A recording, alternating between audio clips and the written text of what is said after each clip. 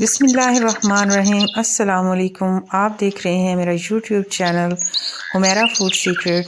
आप सब दोस्तों से रिक्वेस्ट है कि अगर आप मेरे चैनल पर नए हैं तो मेरे चैनल को सब्सक्राइब करें, लाइक करें और फैमिली और फ्रेंड्स के साथ शेयर करें ताकि मैं मज़े की रेसिपीज़ आपके साथ शेयर कर सकूं। तो आइए चलिए रेसिपी की तरफ।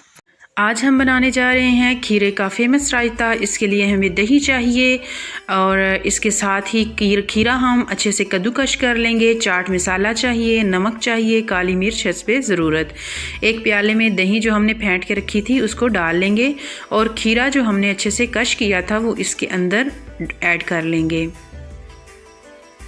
और इसको मिक्स कर लेंगे चम्मच की मदद से।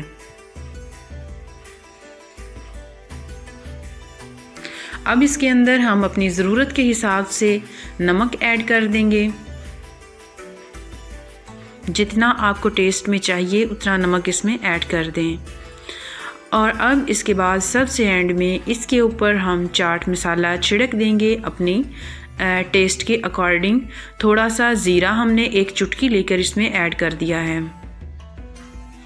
चाट मसाला डालें और काली मिर्च हस्बे ज़रूरत जायके के हिसाब से चुटकी भर डाल के इसको धनिए से या पुदीने से गार्निश कर दें।